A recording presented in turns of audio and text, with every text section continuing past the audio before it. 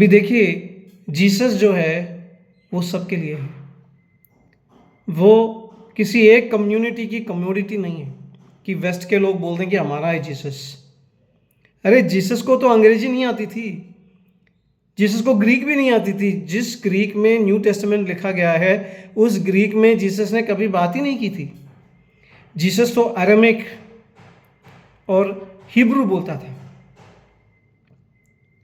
जैसे मैं मारवाड़ी और हिंदी बोलता हूँ, वो मेरी भाषा है, वैसे जीसस अरामिक और हिब्रू बोलता था। जीसस का जो चेला था पॉल,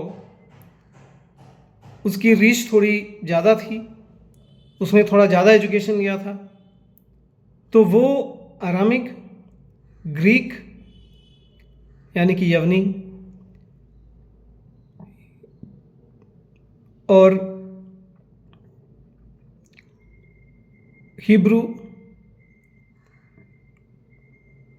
और दूसरी भाषा भी बोल सकता था। उसने न्यू टेस्टामेंट के सबसे ज़्यादा किताबें लिखी, सबसे ज़्यादा पोर्शन उसने लिखा। और उसका एक दोस्त था लूक पुल के, एक डॉक्टर था, वो भी उस ज़माने का डॉक्टर। इस ज़माने में वो डॉक्टर नहीं कहलाएगा, लेकिन उस ज़माने का डॉक्टर जो एक यवनी डॉक्टर था, ग्रीक डॉक्टर था, डॉक्टर लूक, उसने लूक और एक्ट्स पुल के जो न्यू टेस्टामेंट का नया नियम है उसके उसका सबसे बड़ा पोर्शन उसने लिखा था। उसमें वो ये कहता है कि जीसस के मर के जी उठने के बाद में क्या क्या हुआ और कैसे लोगों को जीसस के चेलों ने बताया कि जीसस जी उठा है और वो जीसस वापस आने वाला है। और जब वो वापस आएगा तो पूरे इस संसार का जो कंडीशन है, मृत्यु और सडन, इन सब को हटा के अनंत जीवन वो लेके आएगा और ये पूरा संसार जो है वो रूपांतरित हो जाएगा, एक नया संसार बन जाएगा। और उसमें जिन लोगों ने अच्छाई के साथ, सच्चाई के साथ, प्रेम के साथ जीसस में विश्वास करके पहले परमेश्वर से अपने गुनाहों की माफ़ी मांगने के बाद अपनी ज़िंदगी बिताई है, वो लोग होंगे, उनको नया शरीर मिलेगा जैसा जीसस का शरीर है। जैसे जीसस के जी उठने के बाद में उसका जो शरीर है वो अलग प्रकार का हो गया था। वो दीवार के अंदर से जा सकता था, वो रोटी भी खा सकता था, पचा भी सकता था, वो लोगों से मिल भी सकता था। और उसमें जीसस जब क्रॉस पे गया था तो उसके जो मार्क हैं हाथ में और चेस्ट में, वो भी हैं। और वो अपनी इच्छा से प्रकट हो सकता था और गाय भी हो सकता था। ग्रेविटी के या इस संसार के कोई भी लॉ जो है वो उसके ऊपर लागू नहीं होते थे, लेकिन वो फिजिकल था। कोई भूत प्रेत के जैसा शरीर नहीं है जिसको हम देख ना सके, छू ना सके, जो सिर्फ आईने में दिखे। वास्तविक शरीर हमारे जैसा फिजिकल था, लेकिन वो कभी मरेगा नहीं, उसमें सड़न नहीं आएगी और बीमारी नहीं आएगी।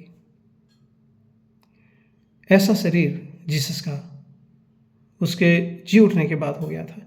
और वो शरीर जो है वो जीसस जब वापस आएगा तो सबको देगा, जो भी उसमें विश्वास करके अपने पापों की माफ़ी प्राप्त करेगा, क्षमा प्राप्त करेगा और उसके बाद में दूसरों से प्रेम करके अच्छा जीवन बिताएगा। परमेश्वर से सबसे ज़्यादा प्रेम करेगा, दूसरों से जितना प्रेम वो परमेश्वर से करता है उतना ही करेगा, सच्चाई से जिएगा, अच्छाई करेगा, सेवा करेगा, सच बोलेगा। ऐसा जो भी व्यक्ति है वो जीसस के साथ, जीसस के आने के बाद जब जीसस पूरे संसार को रूपांतरित कर देगा, उसके साथ वो राज करेगा। यहाँ पे उसकी कोई इज्जत नहीं है, कोई उसको बड़ा आदमी नहीं मानता है, लेकिन उस राज में वो एक राजा के समान होगा। वो परमेश्वर का ए होगा। तो ये जो बात है, ये जो सुसमाचार है, उन्होंने लोगों को समझाया। जब उन्होंने ये समझाया कि ये सुसमाचार है, एक राजा पैदा हुआ है, एक चक्रवर्ती पैदा हुआ है, एक महाराज पैदा हुआ है इज़राइल में, जो कि परमेश्वर खुद है, जो पापों को और पाप के द्वारा जो श्राप आया था उसको, यानी कि मृत्यु, रोग, बीमारियां, सड़न, सबको हटा के एक नया सृष्टि, एक नया संसार लेके आने वाला है, जो इस संसार के ऊपर इटर्नली, सदा काल के लिए राज करने वाला है। ऐसा एक राजा इज़राइल में पैदा हुआ है, जो सबको नए शरीर देगा और नए प्रकार का जीवन देगा, जिसमें उनकी भाषा प्रेम होगी। उस नए राज्य में जिसका जीसस उद्घाटन कर चुका है अपने जी उठने के बाद, और आगे आने के बाद, वापस आने के बाद उसको पूरे विस्तार से लाने वाला है। उस राज्य में मृत्यु नहीं होगी, शैतान नहीं होगा। उस राज्य में रोना धोना, बीमारियां, गरीबी नहीं होगी। वहाँ की भाषा प्रेम होगी। सब जानवर एक दूसरे से प्रेम करेंगे। एक भी जानवर दूसरे जानवर को नहीं मारेगा खाने के लिए। मृत्यु ही नहीं है। जितने भी इंसान हैं वो सब एक दूसरे से प्रेम करेंगे। एक छोटा बच्चा जो है वो सांप के बिल में हाथ दे देगा, लेकिन सांप उसको काटेगा नहीं। एक बड़ा भालू गाय के साथ फील्ड में लेटा रहेगा, लेकिन उसको मारेगा नहीं। बड़े बड़े शेर घास खाएंगे। एक प्योर वेजिटेरियन, हेर्बीवोरस एक संसार आने वाला है, जिसमें सिर्फ अहिंसा और सत्य होंगे, जिसमें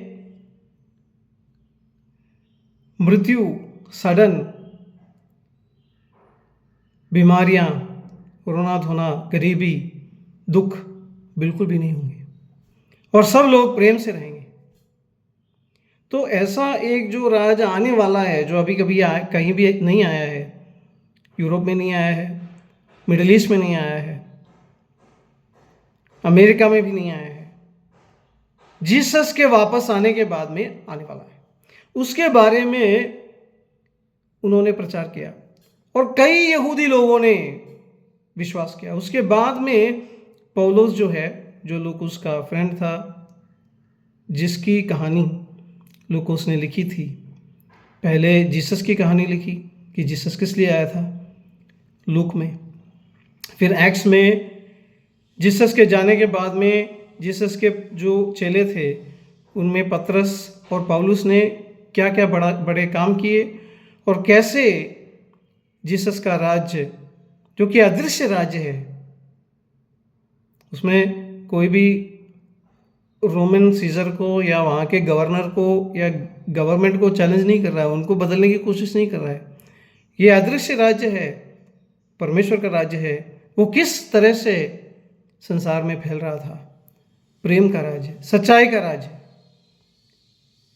इसके बाद जो है आगे आप देखोगे, प्रेरितों की जो किताब है उसमें ये सब बातें लिखी है, और उसके बाद में आगे आप देखोगे तो पौलुस की रची गई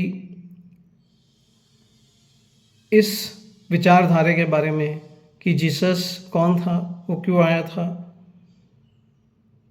और वो वापस कब आएगा, उसके आने से पहले क्या क्या होंगे, और लक्षण क्या होंगे और उसके आने के बाद में कैसा राज होगा और तब तक हमें कैसा जीना चाहिए, ये सब बातें बताने के लिए। और एक व्यक्ति अगर जीसस से के द्वारा परमेश्वर से मिल जाता है तो उसमें क्या क्या बदलाव आता है, कि कैसा इंसान बन जाता है, उसके बारे में समझाने के लिए ये जितनी भी किताबें थी यानी कि कृतियाँ थी वो लिखी।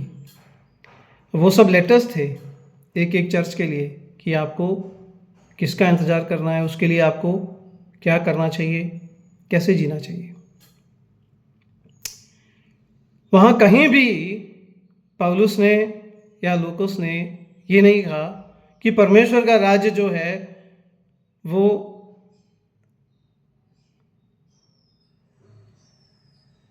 वायलेंस के थ्रू आएगा।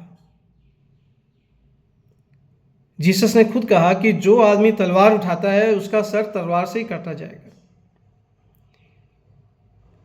बाद में जितने भी क्रिश्चियन बड़े बड़े राज्य बने उन्होंने इस बात के ऊपर बिल्कुल भी गौर नहीं दिया। जिस परमेश्वर ने ये सिखाया कि अगर कोई तुम्हारे फेस के एक साइड में अगर लाफा मारे तो दूसरा साइड दिखाओ, अगर कोई आपको थप्पड़ मारे तो दूसरा जो साइड है वो दिखाओ, तुम उनको वापस अटैक मत करो, ताकि उनको शर्म आए कि वो जो गलत काम कर रहा है उसको नहीं करना चाहिए। अगर कोई कुछ मांगता है तुमसे और तुम दे नहीं सकते और वो तुम्हारे खिलाफ कोई केस करता है, बड़ा केस करता है और तुमको तंग करता है, तो तुमको जो उसने मांगा है वो भी दो और उससे ज़्यादा दो और पब्लिकली दो, ताकि उसको उसका जो अन्याय है वो समझ में आ सके, ताकि उसका जो मन है वो ठीक हो सके। अब ये मुन्ना भाई MBBS का जो वो गांधीगिरी का जो मूवी है उसमें भी उसने दिखाया था कि एक बूढ़ा आदमी जो रिश्वत नहीं देना चाहता है उसका जो पेपर है वो ब्लॉक हो जाता है और एक करप्ट ऑफिसर है जो उसको तंग कर रहा होता है, तो उसको ये सिखाता है कि तुम सब कुछ दे दो उसको, वहीं पर नंगे हो जाओ, उसको रिश्वत चाहिए, रिश्वत से ज़्यादा दो और सबको दिखाओ कि एक ऐसा आदमी है, तो वो अपने आप उसको शर्म आ जाती है और उसका काम कर देता है। तो इसी प्रकार वो सब जीसस से ली गई, न्यू टेस्टामेंट से ली गई आइडियाज़ है। महात्मा गांधी जी ने भी न्यू टेस्टामेंट से ही ये बातें ली थी। कभी भी जीसस ने ये नहीं कहा कि मेरा राज्य बढ़ाने के लिए आप तलवार उठाओ, किसी का मर्डर करो, किसी को मारो या कोई युद्ध करो। जीसस तो खुद युद्ध रोकने के लिए, दो पक्षों की लड़ाई को रोकने के लिए उनके लिए अपने आप को उसने दे दिया बलिदान, वो बलि हो गया था।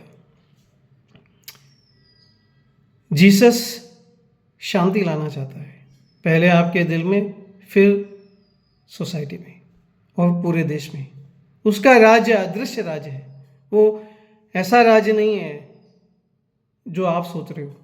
जैसे कई लोगों ने कहा है कि वो इम्पीरियल एजेंडा है, वो अमेरिका का प्रेसिडेंट इधर का प्रेसिडेंट बनाने की कोशिश कर रहे हैं, या फिर इंग्लैंड का राजा यहाँ का राजा बनने की कोशिश कर रहा है। उसकी कोई ज़रूरत ही नहीं है। उनके पास इतना पावर है कि जीसस का नाम बिना लिए ही वो अगर चाहें तो भारत को क्या, पूरे के पूरे भारत, बांग्लादेश, पाकिस्तान, अफगानिस्तान को खरीद सकते हैं और अगर चाहे तो मिलिट्री के बल पे ले सकते हैं।